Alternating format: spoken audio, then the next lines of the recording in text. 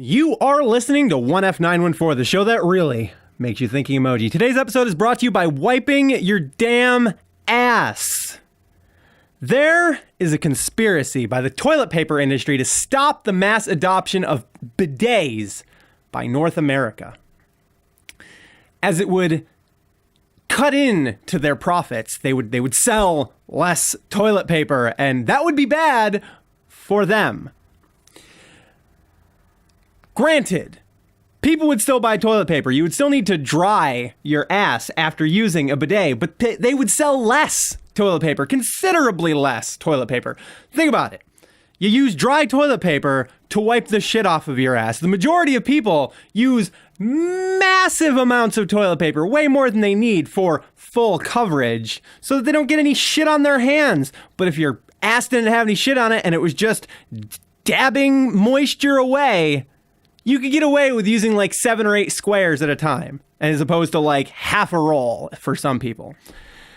So they would definitely sell considerably less toilet paper. And they would do anything to protect their profits. Don't believe me? Just like ask Jeeves about the light bulb conspiracy. This shit is real. These things are real. In the 1930s, a newspaper and lumber tycoon used his paper to run fake stories to manipulate the public into thinking that marijuana was everything, like was an insidious foe of all things good, wholesome, Christian, and white. And it worked. And marijuana was made illegal. The reason why he did this was because hemp would have basically made better paper and cheaper paper. And like I said before, he ran a newspaper and owned lumber. And he would have made less money. He would have made less money if people had adopted hemp instead of lumber as a source of pulp to make paper with. Oh my God. It's so obvious. I don't know why I didn't realize it until just recently, but it is legit a thing. And toilet paper is paper. It's happened before. It wouldn't be the first time that the paper industry went out of their way to alter people's perception of reality to suit their needs.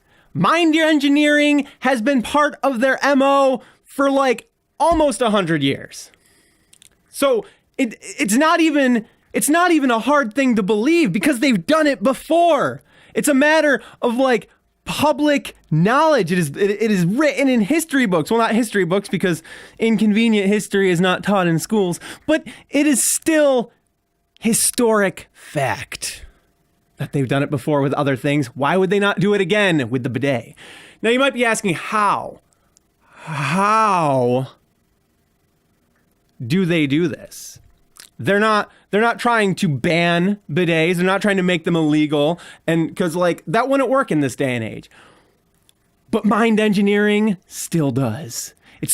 Some people call it social engineering. I don't know. Basically, what they're doing is they're manipulating the public perception of this thing so that people just don't want it. Or it doesn't occur to them, one or the other. Like in movies and TV shows, whenever a bidet is featured, like somebody goes to Europe and they use the bathroom and there's a bidet there, it's always the same thing. It's always the same framing. It's this, what the hell is that? It sprays water up your ass? Well, that's gay. I'm not gay. Ha ha ha, stupid Frenchy shit, they're all gay. It's always the same idea, same concept, same basic joke. And the whole point of it is to make you look at bidets, and when you think of bidets, your only familiarity with them is people laughing at it and saying that if you use this thing, you're gay. And then they reinforce the idea that being gay is bad, so that being gay is bad, and this thing is gay, so this thing is bad. And for some reason, it works. And nobody in America has a friggin' bidet, and it's this European shit. In Japan, they have toilets with built-in bidets. Like, you don't even need to get your ass up and go to another seat like they do in frickin' like France and other places. You literally just sit where you are, you flush, you frickin' get done pooping, you flip a switch, it sprays your ass, and you're clean and good to go, and you just need to use the toilet paper to dry yourself. Like I said before. And that's a thing. That's a technology that exists. It is used everywhere. Every toilet practically in Japan is like that. There's no reason why every friggin' toilet in America, especially with all the friggin' weebs here who get doughy-eyed over anything Japanese, why we don't have those here? Why don't we have those here? Because big toilet paper doesn't want you to. That's why. It's the only reason why we don't have them. Why aren't they putting them in new houses? Brand new houses built last week. Why aren't they in hotels? Why aren't they in government buildings? Like, wouldn't that save the government a ton of money on toilet paper if every government bathroom had these frickin' like hybrid toilet bidets? Of course it would. But the government is in the pocket of the toilet paper industry. So of course they're not going to have it because the toilet paper industry doesn't want them to have it. It's obvious. Okay, maybe it's not obvious to you, but it is to me. And I'm not crazy. I know what I'm talking about. They block normalization of the product that is an alternative to their own. They delegitimize alternative products, and they saturate every facet of life with their own product, ads for their own product, as if it's the only, after convincing you that it is the only option. So not only have they gone out of their way to make you think, oh, well, if I need to clean my ass after I take a shit, the only option is to scrape dry paper across it and throw it in the toilet and then buy more when that roll of dry paper runs out. They've made you think this, and now they're showing you that product. They're like, oh, hey, you can get more in a roll with our product. You can get softer dry paper to drag across your a-hole. Like, with our product, it'll feel even better when you do this thing, which is inherently uncomfortable, except for when you got an itchy butthole, which you only got an itchy butthole because of the dry frickin' poop on your butthole from the last time you wiped it with dry paper and didn't use liquid.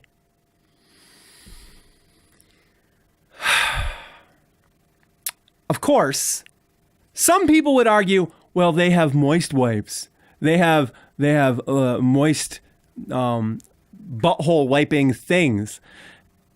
The problem is, those are just as wasteful as actual paper, and the money still goes to the same place. It's the same people profiting. It's still Charmin selling this thing. So, of course, that product will be there. Why would it not? It's still their product. It's still their profits. But that's not really a solution. As I said before, it's still wasteful. You're still producing this massive environmental footprint, making the product, and then you're still paying tons of money spending it for something you're literally flushing down the toilet. You're literally flushing money down the toilet when you use toilet paper or pre-moistened ass wipes. And realistically, those things aren't much better than just taking a wad of toilet paper in your hand and running it under the faucet. So you're paying extra for less when you don't need to, because they've convinced you that, oh, well, this will get your butt cleaner, when it doesn't, because you're still not getting in there the way a stream of jet-propelled water would. Good fuck. It's a good thing that I don't have monetization enabled on this channel, because this video would definitely not get monetized if I did. Thank you for watching. If you enjoyed this video and feel strongly about the topic of bidets in America and ending the stranglehold that Big TP has on your hole, share this video, like, comment, and subscribe for more.